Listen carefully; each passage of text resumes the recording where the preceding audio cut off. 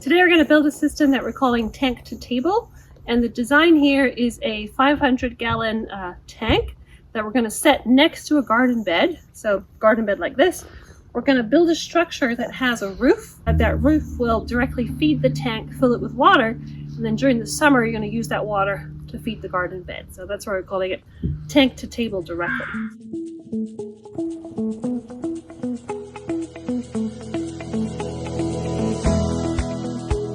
So this is the kind of garden bed that we're going to be working on with over here. This is where we're going to install the tank.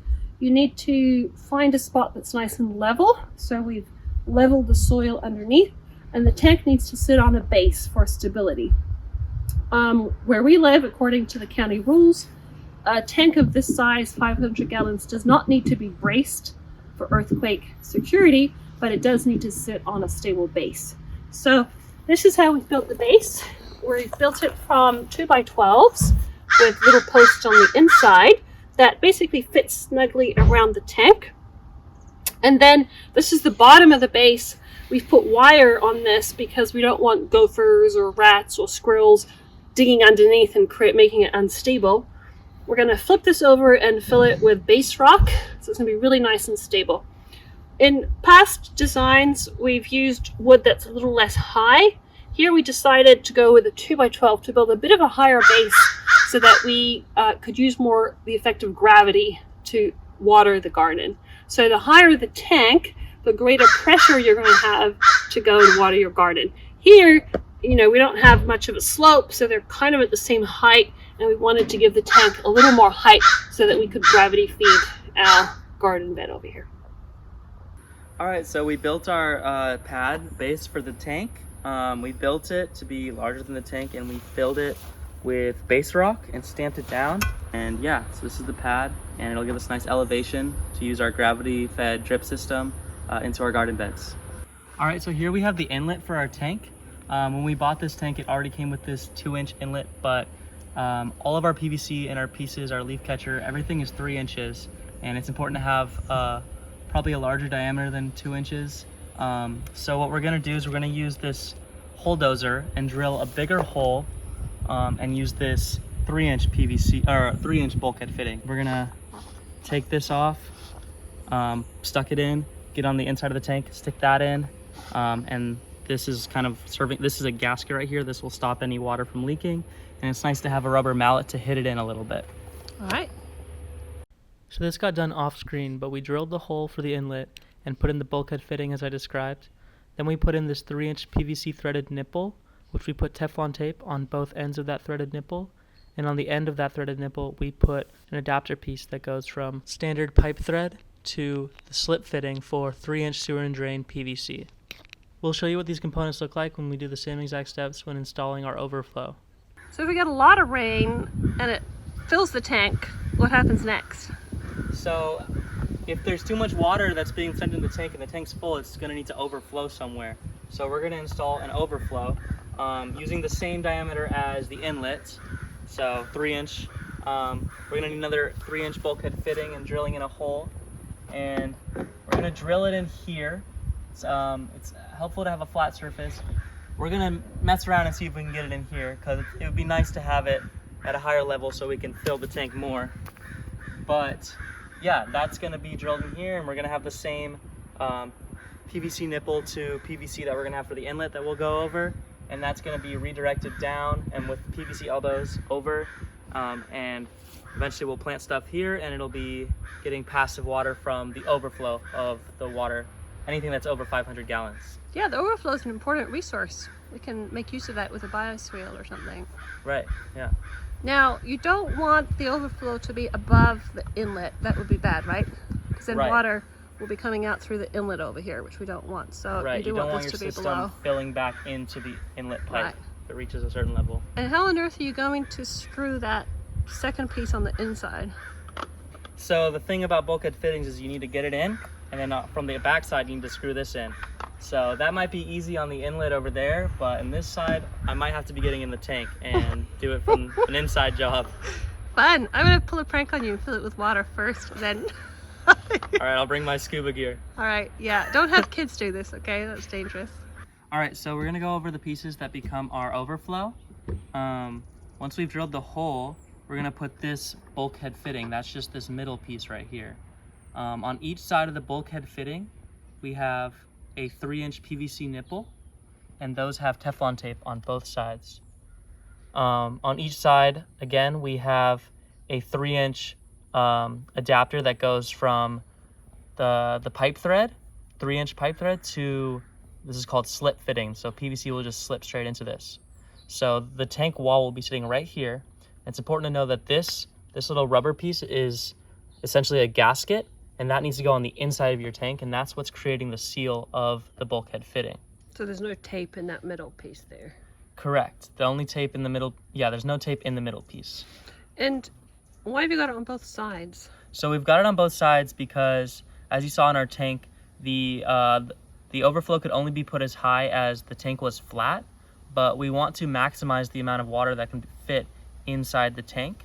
So this is a completely optional thing. If you are okay with that water level being your maximum holding capacity, you don't need this backside. But what we're gonna do is we're gonna use an elbow. We're gonna put that in here, and we're going to put PVC here, cut it to a certain height, and that's gonna be on the inside of our tank. So water needs to be up to here now to go into our overflow. Nice. That's a little trick to get, I don't know, 50 get more a little gallons extra or something. water, yeah. Awesome. Yeah. And then, and then the same thing will happen here. We'll put an elbow here, then we can reroute the PVC however we want to flow into any trees or anything. Let's do it.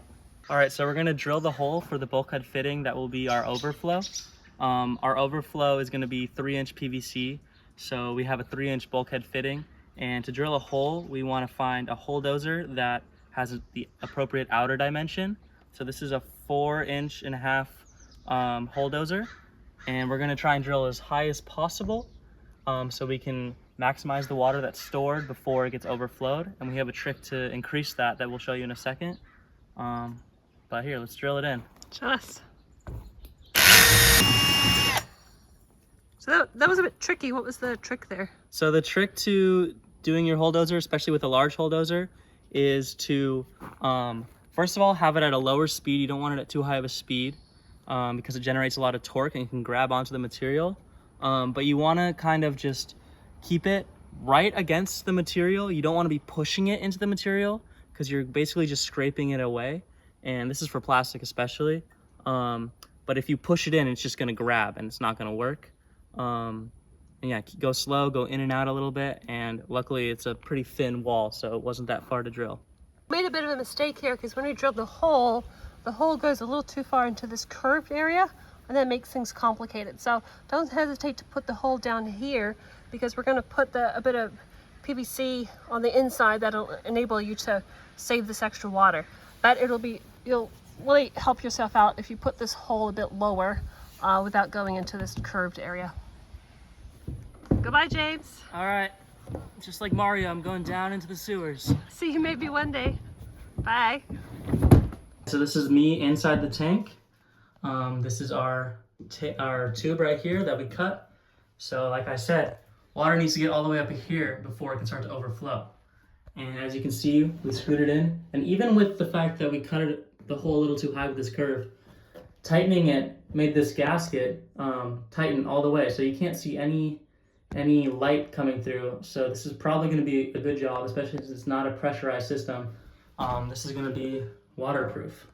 And you can always get a wrench and tighten the outside part of this even tighter.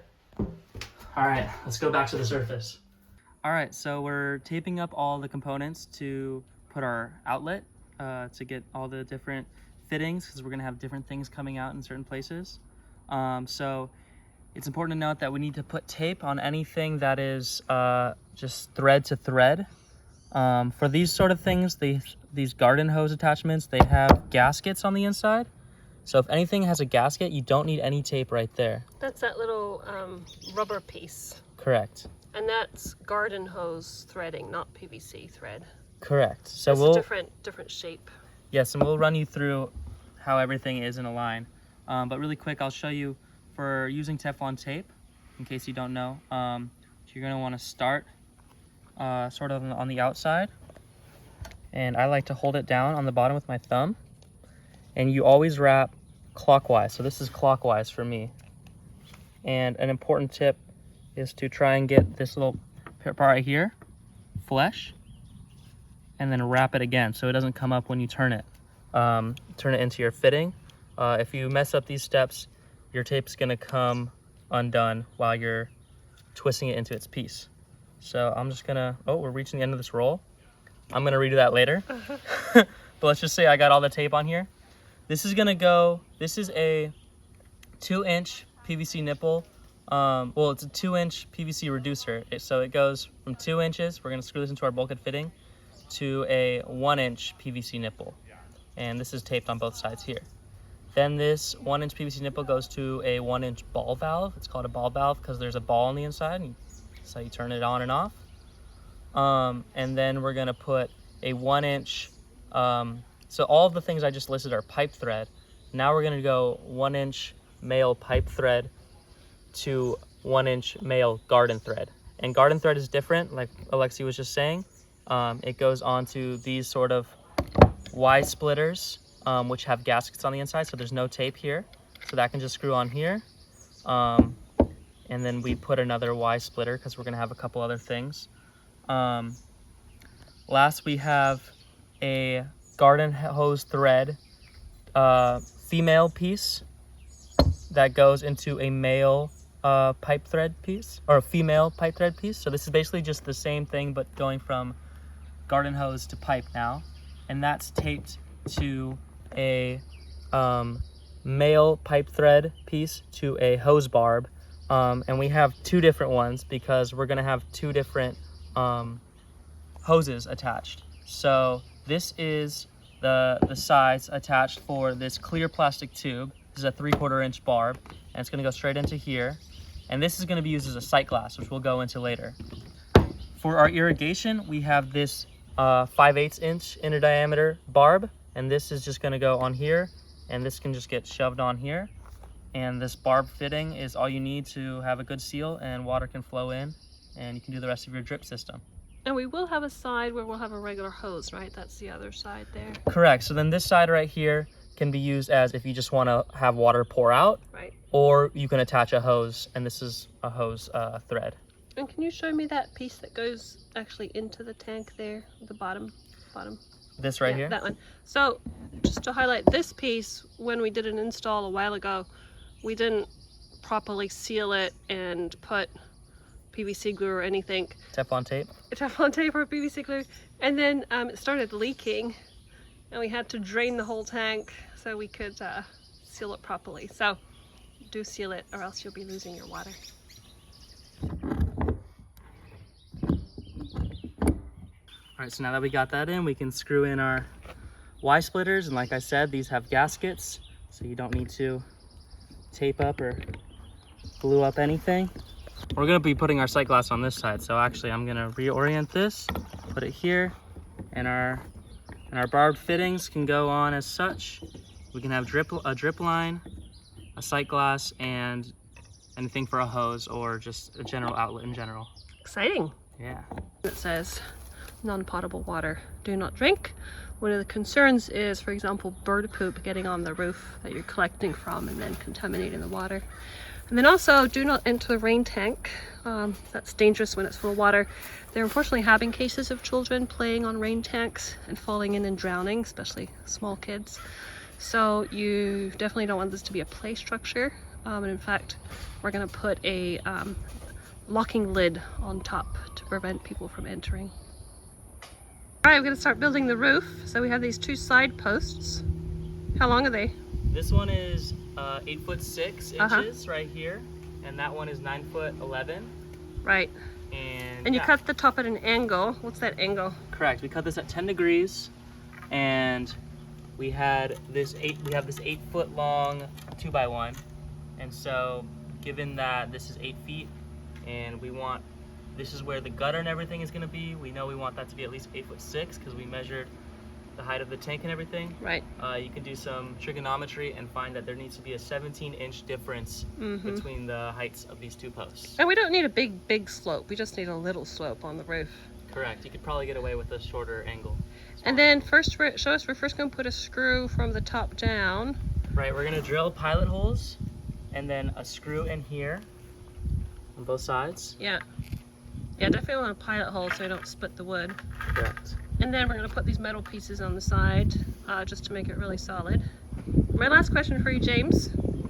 Did we really need to film this next to the dumpsters? I like how they smell. Not great YouTube visuals here, I'd say, James.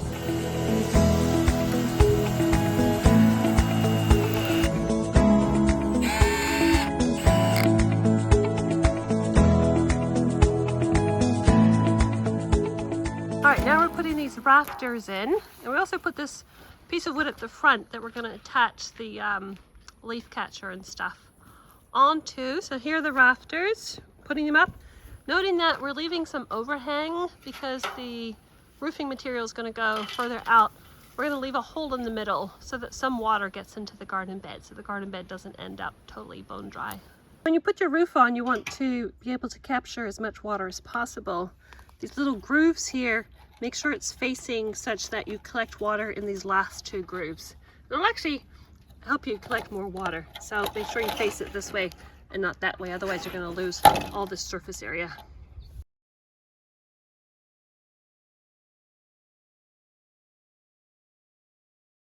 Putting together the gutter piece that's going to go on the top of the roof. James, can you tell us the components that you're using? Yeah, so the gutter we have here, the whole system is going to be 5 foot and 4 inches. So I have this gutter piece. This is vinyl gutter that I cut 5 inches using some metal shears, and we're going to be using this downspout piece, which just kind of slips on. This is about 4 inches, and these are connector pieces that we're going to put here and use pipe sealant and crimp it together with some bolt or wrenches or something that'll crimp it together. And then we have end caps. So there's a left and a right end cap. They're oriented differently, so make sure you get one of each. But yeah, we're gonna use the pipe sealant here and on the inside and put the end caps on both ends. All right, so James put some of this special gutter glue on.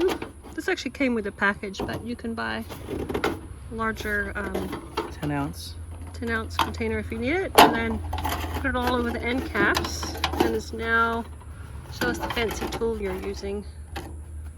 Oh, fancy. Yeah. And then you're crimping it in the sense that you're squishing the metal pieces together to get it to really stick and help the glue stick. And then was it 24 hours? 24 hours for it to cure. Yeah. So we got a plan. So we're going to continue the build another day while this stuff dries. All right, so we're gonna attach our gutter to the roof system.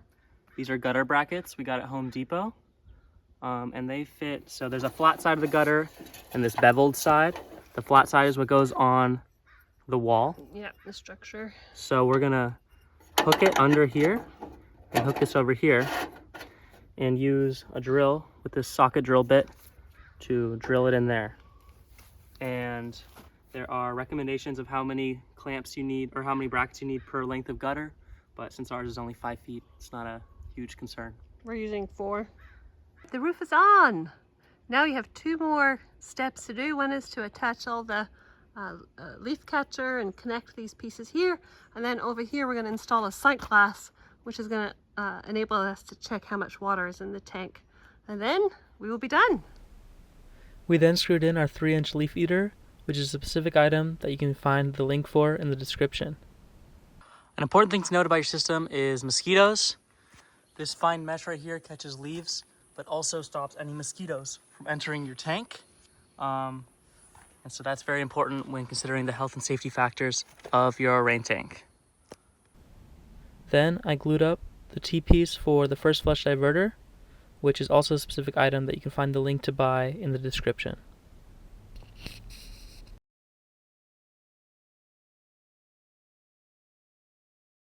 All right, so these are the pieces that are going to be connected to our T-piece. for the first flush. The leaf catcher, which you saw me drill in, is going to be here, and we're going to attach this here.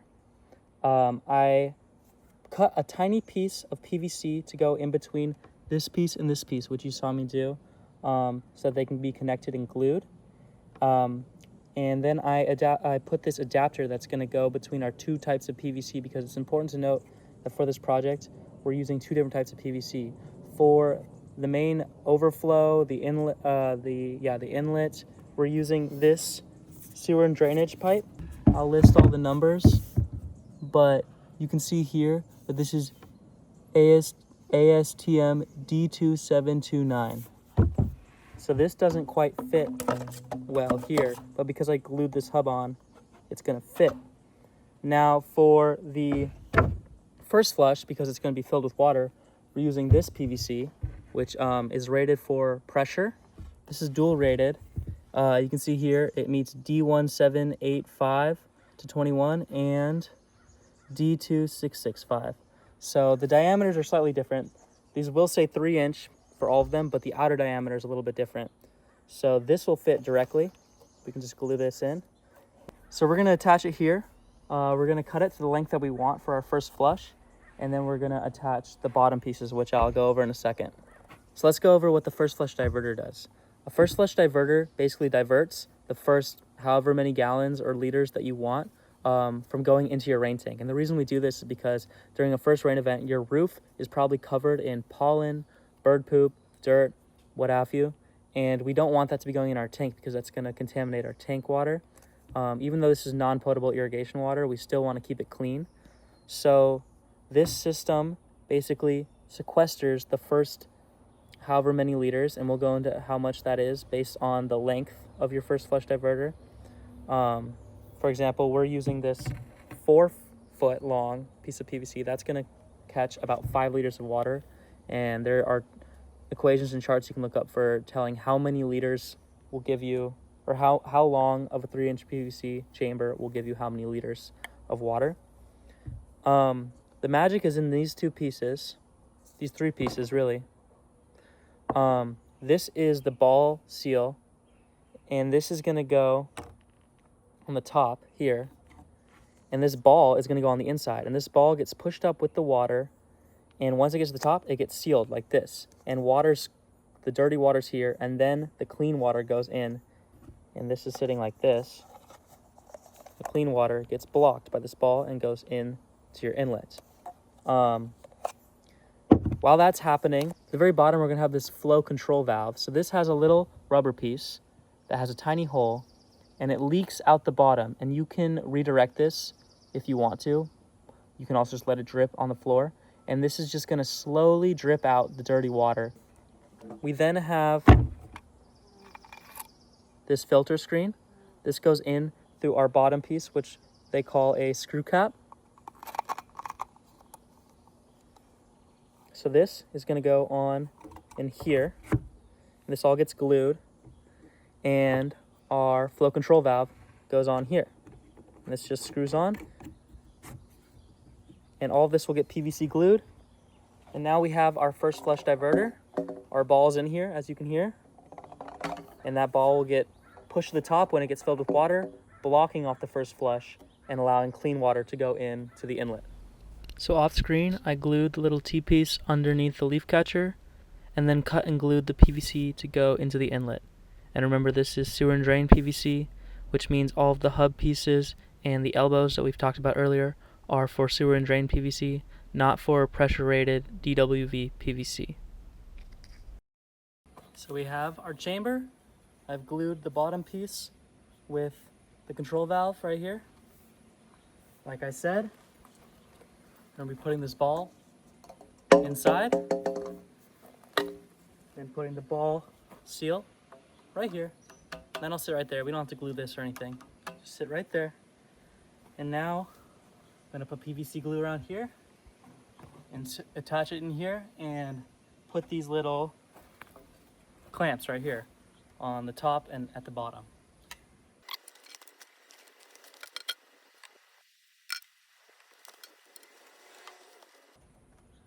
Now I'm just gonna hold this here for a second. We're sitting in the sun, so it'll dry soon, but just wanna make sure dries and doesn't slip out at all. That looks good. I'm tugging at it very lightly and it's not coming out, so I think it's good. Now we're gonna screw on our little brackets.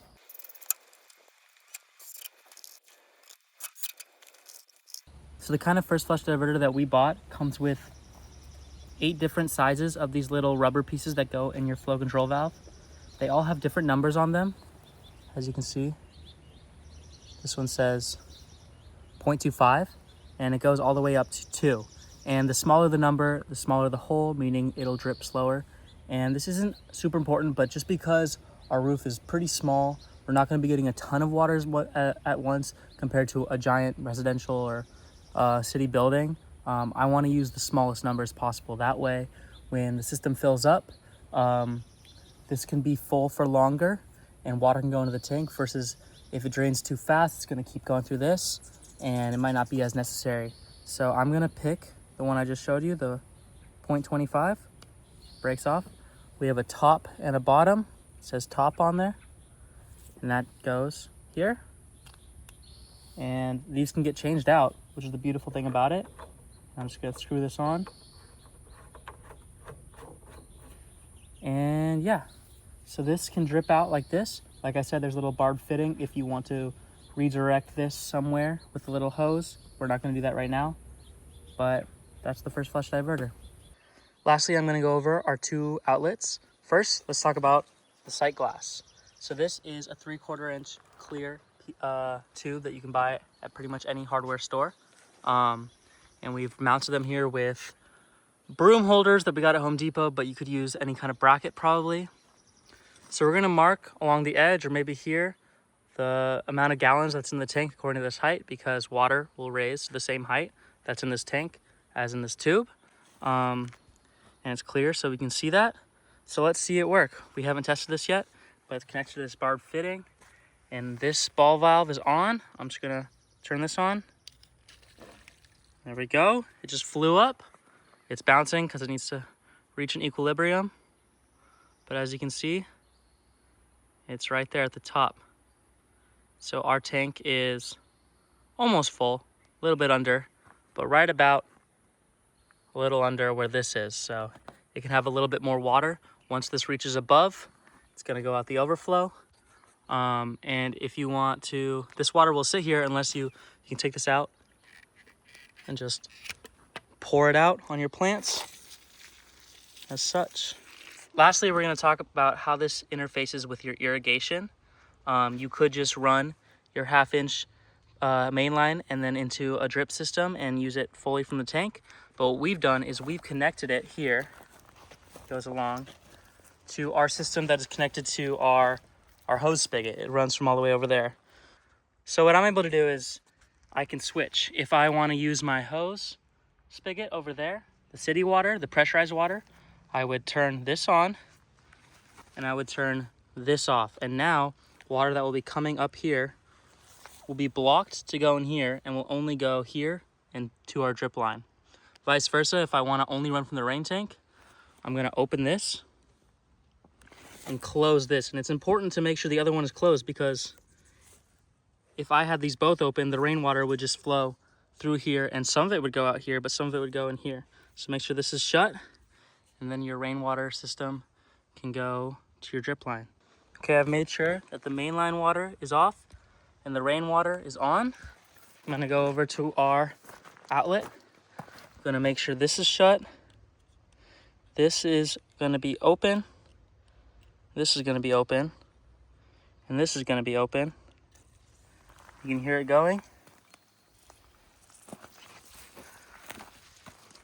Now this is all gravity fed rainwater that's coming out of our drip tape. And it's working. So this tank is a really cool tool in your garden to visualize how much water is being used to grow your food.